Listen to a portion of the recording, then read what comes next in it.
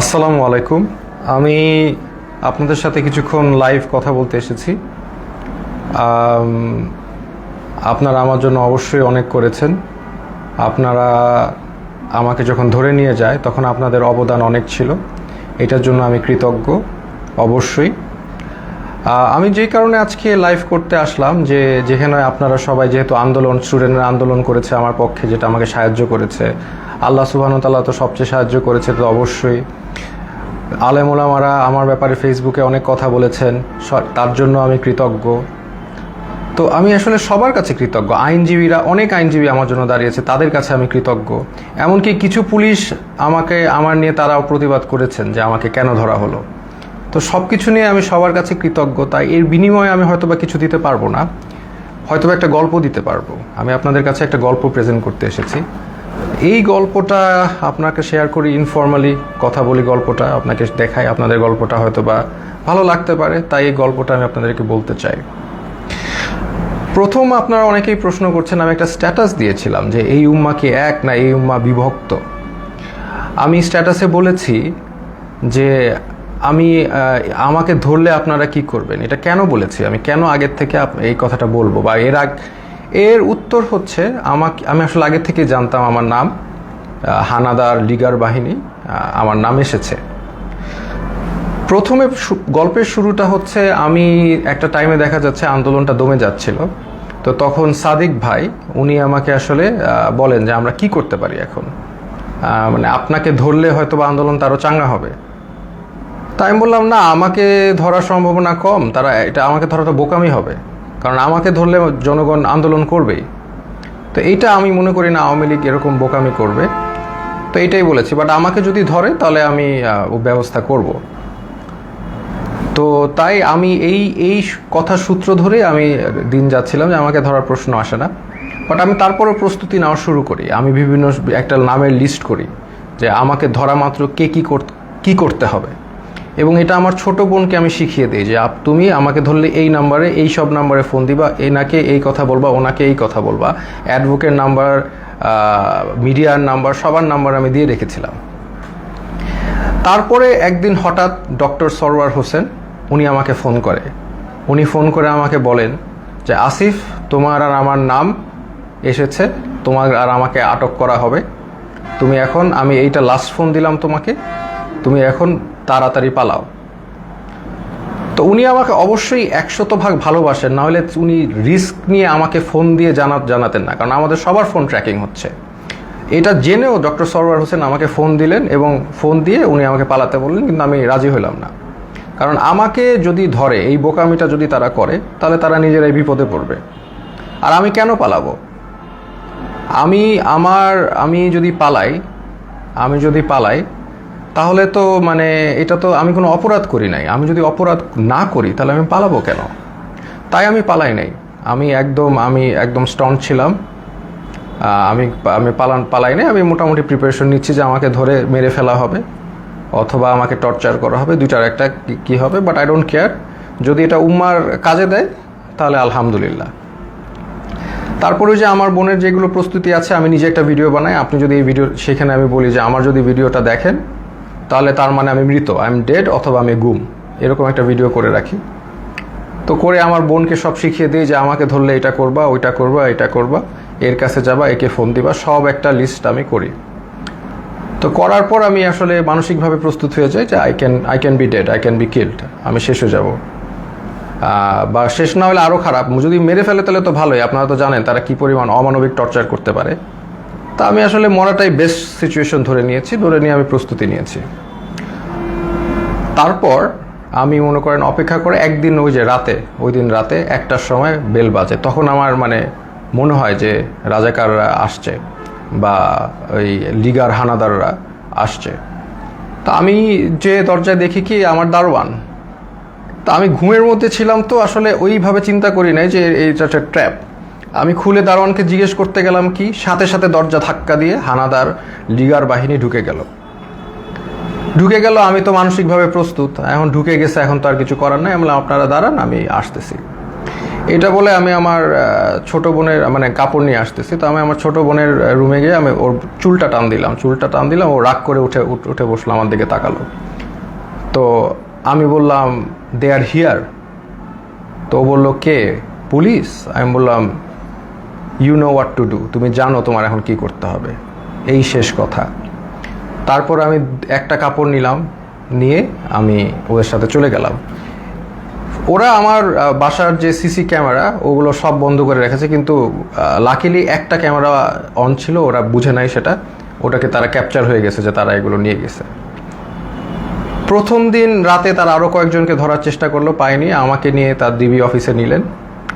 ওইখানে যে অবস্থা, মানে একটা ভয়ঙ্কর অবস্থা, মানে 80-100 জনের মতো লোক ছোট একটা স্পেসে, মানে কেউ বসলে কেউ শয়, কেউ শুইলে কেউ বসে, একসাথে সবাই শোয়ার স্পেস নাই। ওইখানে আরেকটা এশিয়ান ইউনিভার্সিটির একজন প্রফেসর ছিল, উনি মানে শোয়ারই চান্স পায়নি, উনি বসেই ছিলেন, কেন স্পেস নাই, মানে এত একটা কনজাস্টেড এরিয়া, ফ্যান নাই, একটা রুমে কিছু এসি ঢুকে আর বাকি সব রুমে হচ্ছে মানে একদম ফ্যান নাই, কিছু নাই, সব সময় লাইট থাকে, সব সময় সাউন্ড থাকে, আপনি ঘুমাতে পারবেন না। তো ওইখানে ঢুকে প্রথম দিন তো আমার খুব মানে অবস্থা ভালো না। আমার তেমনি আপনারা জানেন স্পাইনে প্রবলেম হওয়ার কারণে আমার এমনি সবসময় পেইনে থাকে, আমি নিউরোলজিক্যাল পেইনে থাকি, ফিজিওথেরাপি করলে কমে, আবার নাহলে বেড়ে যায়। সেই সিচুয়েশনে আমাকে এরকম একটা জায়গায় নিয়ে গেল যেখানে আমার কোনো বসার জায়গা নেই, সব পুরাটাই ফ্লোর, হার্ড ফ্লোর, তাও আবার মুভ করার তো কোনো স্কোপই নাই, শত মানুষ। তো এরকম জায়গায় প্রথম একদিন ছিলাম, ওই রাতে ছিলাম। তারপরের দিন ওরা আমাকে ডেকে নিয়ে গেল উপরে নিয়ে তারা আমাকে প্রশ্ন করলো যে আপনি ব্র্যাকে কয়জন শিবির আছে? আমি বললাম আমি তো শিবির করি না, আমি কীভাবে জানবো ব্র্যাকে শিবির কয়জন আছে বাকি। এরকম অনেক প্রশ্ন করলো বারবার। তারপর অ্যাট ওয়ান পয়েন্ট তাদের মধ্যে ওই হানাদার লিগার বাহিনীর একজন, উনি আর কি জিজ্ঞেস করলো, বলেন তো এই কোটা দিয়ে আপনি এত কথা বলেন, কোটার পদ্ধতি কি, বিসিএস এর সিলেকশন প্রসেসটা কি? তা আমি তো আসলে বলতে পারি নাই, কারণ হচ্ছে আমি মানে মেন্টালি তো ওই লেভেলেই নাই, তাই না, আমি একটা মানে ভয়ঙ্কর একটা অবস্থায় আছি, ওই লেভেলেই নাই। তো তারপরে ওরা কি করলো, ওরা এসে আমাকে মনে করেন আমাকে ধাক্কা দিল, আমার তো স্কেচ নিয়ে হাঁটতে হয়, আপনারা জানেন একটা লাঠি নিয়ে হাঁটতে হয়, সে আমাকে ধাক্কা দিল, তারপর আমার মুখে হিট করা শুরু করলো। তো হিট করা শুরু করলো আমাকে, 6টা হিটের পরে আমি আসলে মানে অজ্ঞান হয়ে যাচ্ছিলাম। তো অজ্ঞান হয়ে যাচ্ছিলাম, তারা আমাকে বলে না ডোন্ট এরকম করে আমাকে দাঁড় করাইলো, আবার 2-4 বার হিট করলো। তো তারপরে তারা আমাকে মানে বললো যে আপনি তো খুব খারাপ জায়গায় আসছেন, আপনার বাম পায়ে প্রবলেম, ওই ডান পাকে আমরা একদম করে আপনাকে পুরোপুরি লুলা বানাই দেবো। তো এরকম একটা কথা বললো, এবং আরেকজন লাঠি নিয়ে আসলো আমাকে মারবে, পরে ওরা লাঠি দিয়ে হিট করে না করে আমাকে ওই জায়গায় আবার সেই জায়গায় যেখানে রাখে সেখানে নিয়ে গেল। তো ওই জায়গায় আবার আমার থাকা শুরু হলো। মানে ওইখানে এমন একটা জায়গা, বললাম তো, কেউ যে এটা ফার্মের মুরগির মতো, ওইখানে কেউ মুভ করতে পারে না, কারণ এত মানুষ, এত শর্ট জায়গায় মুভ করার, কেউ হাঁটার কোনো সিস্টেম নাই। ওই যে আমি বললাম আপনাদের, কেউ শুলে, কেউ বসে, কেউ বসলে, কেউ শোয়, মানে আর সবসময় লাইট আর সাউন্ড কন্টিনিউয়াস, ঘুমানোর কোনো স্কোপ নাই। ওইখানে সবচেয়ে ভ্যালুয়েবল রিসোর্স হচ্ছে একটা বোতল, কারণ আমরা তো ফ্লোরের মধ্যে শোন, তো ওখানে তো হার্ড ফ্লোর, ওইখানে কেউ যদি একটা বোতল পায় আলহামদুলিল্লাহ, মানে এটা মানে এক ভ্যালুয়েবল রিসোর্স। তো ওই বোতলটার উপরে তারা মানুষ মানে পেলে যে খুশি। তা আমাকে অনেকে চিনেছে, ওইখানে চেনার কারণে দেখা যাচ্ছে 2 দিনের মধ্যে আমি একটা বোতল ম্যানেজ করলাম মাথায় দিয়ে শোয়ার জন্য ফ্লোরে, এই একটা অবস্থা। তো আরেকটা বিষয় হচ্ছে ওইখানে 80 জনের একটা টয়লেট, আর আমার তো এমনি যেহেতু হাই কমোড ইউজ করতে হয়, বিকজ আমার মানে স্পাইনে প্রবলেম আছে, তো ওইখানে লো কমোড, তাও আবার 80 জনের জন্য একটা, 100 জনের জন্য একটা। তো এত লোকের একটা কমোড তো বুঝতেই পারছেন কেউ ইউজ করতে পারে না ওইভাবে। সো আমি খাওয়া কমিয়ে দিলাম, because I have to go to the washroom, এটা তো যাওয়া যাবে না, আমি খুব কম খাওয়া শুরু করলাম যাতে টয়লেটে না যাওয়া লাগে। আর আরেকটা বিষয় হচ্ছে টয়লেটে ইউজ করে সাবানও তারা প্রোভাইড করে না কোনো রকম। সো এইরকম একটা কন্ডিশনে আমরা যাচ্ছি। আর এরপর থেকে আর কি আসলে জিনিসটা বুঝলাম যে বিষয়টা কি, আসলে বুঝার বিষয় ছিল, এখন আমি বুঝতে পারলাম। তো তারা প্রতিদিন ডাক দিবে, নাম কল করবে, ধরেন আপনার নাম হচ্ছে, ধরেন আমার নাম আসিফ মাহতাব, ধরে বলবে আসিফ মাহতাব, বাবার নাম শাহাবুর রহমান, এরকম বলে নিয়ে যাবে, নিয়ে চোখ বাঁধবে, মুখ বাঁধবে, তারপর তাদেরকে ঝুলায় টর্চার করতে থাকবে, বাড়ি দিতে থাকবে বিভিন্নভাবে, টর্চার, লাঠি দিয়ে পিটাবে, পায়ের তলায় পিটাবে, হাড়ের বিন্দে মারবে, মানে মানুষের শরীর নীল অবস্থায় তারা ফিরে যায়, সারা শরীর মারতে রক্ত জমাট বেঁধে নীল অবস্থায় এক একজন লোক ফিরে। জাস্ট, এবং তারা সাইকোলজিক্যালি একদম মানে অবভিয়াসলি নর্মাল না, কারণ তারা এখন নাম শুনলে, তাদের নামটা ডাক দিলে তারা ভরকায় ওঠে যে এখন মনে হয় তাদেরকে নিয়ে টর্চার করবে। তো এইরকম অবস্থা আমি দেখলাম বিষয়টা যে এরকম চলছে। তো এখন এরকম চলছে, আমি তো বুঝলাম যে হয়তোবা আমার সাথেও এরকম করবে, তারা তো বলেই দিছে আমাকে পাটা ভেঙে দিবে। তো এরকম একটা করবে এবং সবার সাথেই করছে। স্পেশালি জামাতের যারা আছে তাদেরকে, মানে জামাত যেহেতু বলে ফেলছে একবার, তাদেরকে মানে অমানবিকভাবে টর্চার করছে জামাত। আর নূর ভাইয়ের সাথেও ওইখানে দেখা হলো, নূর ভাইরে বললাম কি অবস্থা, তো নূর বলল যে যে ভাই আমাকে তো অনেক মারছে, ও হাত দিয়ে দেখালো, হাত নীল হয়ে গেছে। তো এই এই এই হচ্ছে সিচুয়েশনটা। আর ওখানে তো মানে আর সবসময় তো লাইট, বাইরে যে একটা আলো, বাইরে যে বৃষ্টি পড়তেছে নাকি এটা আমরা গেস করা শুরু করলাম যে বাইরে আদৌ বৃষ্টি পড়ছে কিনা, কারণ মোটা ওয়াল, কোনো উইন্ডো নাই, কোনো বাইরের কোনো আলো বাতাস তো আমি জানি নাকি, ভিতরের মধ্যে থাকি আমরা বদ্ধ ঘরে, শুধু আলো আর এই যে কনস্ট্যান্ট সাউন্ড, মানে এই একটা অবস্থা।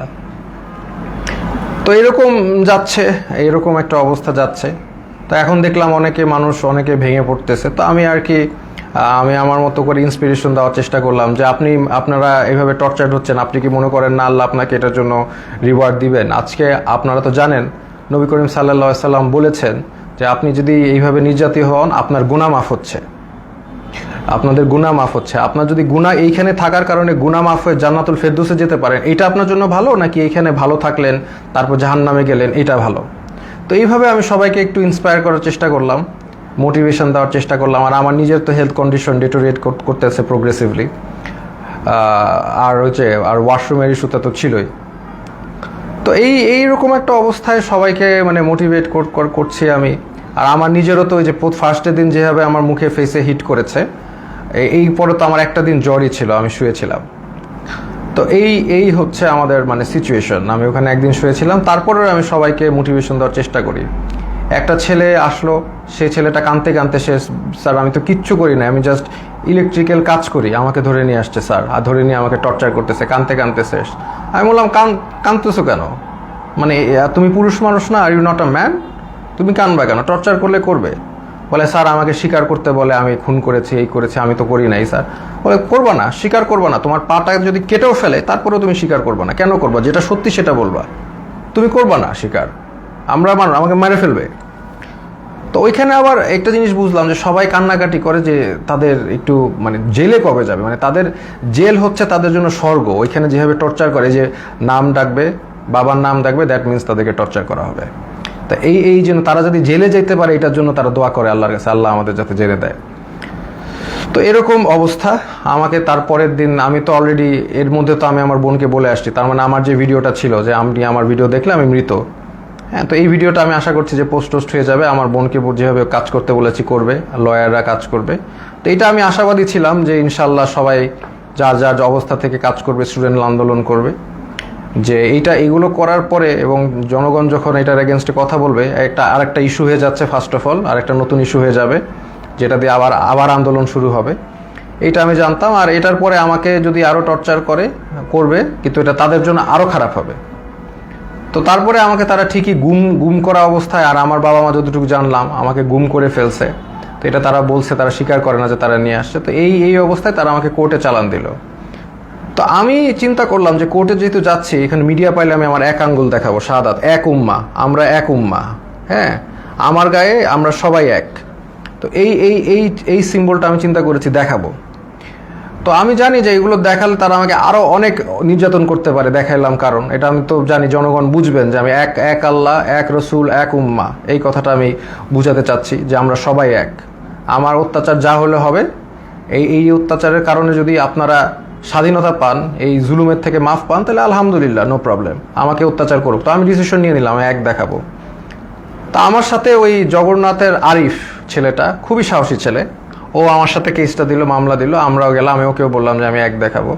তো এই অবস্থায় এই এক উম্মা শাহাদাতের আঙ্গুল দেখিয়ে আমি ওই কোর্টে দেখালাম, এবং কোর্টে আমাকে সম্পূর্ণভাবে মানে কোর্টের যে জাজ, তিনি আমাকে দেখে চিনে বললে আপনাকে ওখানে দাঁড়ানো লাগবে না, আপনি বসেন। তো উনি আমাকে বসালেন, কিন্তু তারপরেও ওই মিথ্যা মামলাটা দিলেন যে আমি নাকি সেতু ভবন ভাঙচুর করেছি, যেটার মানে কোনো এটা জোক, মানে এটা যে কলাপস করছে সোসাইটি, ওখানেই প্রমাণ যে এরকম একটা মিথ্যা মামলা যেটার কোনো তথ্য নাই, প্রমাণ, এটা বলাই আসলে সময় নষ্ট। তো এই মিথ্যা মামলা উনি মানে জাজ আমাকে দিলেন, আর আমাকে আবার 6 দিনের রিমান্ড মঞ্জুর করলেন। তো ওই 6 দিনের রিমান্ড আবার গেলাম, আর এই সময়টা অনেকের সাথে